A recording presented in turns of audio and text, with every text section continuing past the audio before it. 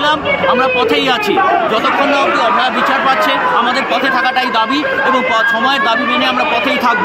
আমাদের দাবি দুটোই, অভয়ার বিচার এবং দ্বিতীয় অভয়া পশ্চিমবঙ্গের কোনা কোনা থেকে যেন না হয়, কোনো জায়গা থেকে আমরা যেন ধর্ষণের খবর না পাই, প্রত্যেকটা জায়গায় সন্ত্রাস মুক্ত একটা সুস্থ স্বাভাবিক কর্ম পরিস্থিতি, এটাই আমাদের দাবি।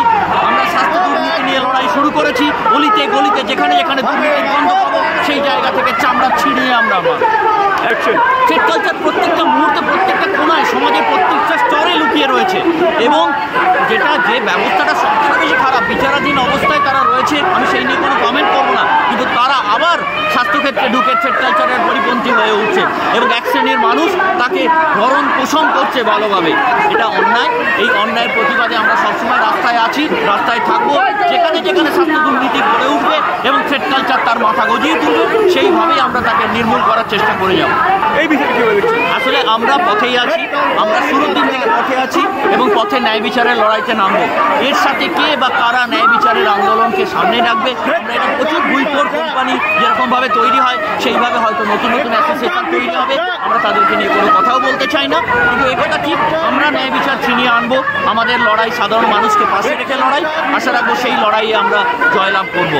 একটা বিষয় হচ্ছে আপনার তারা আসলে রুটি সেঁকতে এসেছিল, সুযোগ সন্ধানী কিছু মানুষ এই রাজনীতির গন্ধ পেয়ে সেখানে ফায়দা তুলতে এসেছিল। আমরা সেটা চাই না, আমরা একটাই চাই, সেটা হচ্ছে অভয়ার ন্যায় বিচার এবং দ্বিতীয় অভয়া হতে না দেওয়া। এই লড়াইয়ে যারা যারা রাজনৈতিক ফায়দা তুলতে পারেননি তারা সরে যাবেন, তারা তাদের রাজনৈতিক স্বার্থ চরিতার্থ হয়নি বলে কিছু কুৎসাও রটাবেন, আমরা তাকে ভয় পাই না, কারণ সাধারণ মানুষ আমাদের সাথে আছে। সাধারণ মানুষ আমাদের এই দলীয় যে রাজনৈতিক আন্দোলন তার সাথে আছেন বলে আমরা মনে করি। আজকেও আপনাদের রোগী পরিষেবা থেকে কোনোদিন কেউ ব্যাহত হয়নি।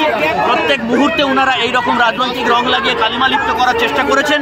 ওনারা প্রথম যখন আমাদের অনশন চলছিল, তারও আগে যখন আমরা সিজওয়ার্কে ছিলাম, তখনও বলেছিলেন নাকি আমাদের কারণে মারা গেছে, এবং এমএসভিপি এটা প্রমাণ করে দিয়েছেন যে আমাদের চিকিৎসার কারণে ইনি মারা যাননি, ওনাকে যথেষ্ট চিকিৎসা করা হয়েছিল। ওনাদের কাজই হচ্ছে কাঠি করা। এই কাঠি এটা যে ভেতরে ভেতরে ঢুকে গেছে, এর শেষ কোথায় আমরা জানি না। রাজনৈতিকভাবে যে যাই বলে থাকুক, আমরা পথে আছি এবং আমরা আমাদের নিজস্ব ডিউটি ফাঁকে ফাঁকে এসেই এই আন্দোলনে অংশগ্রহণ করবো, এটাই আমাদের লক্ষ্য।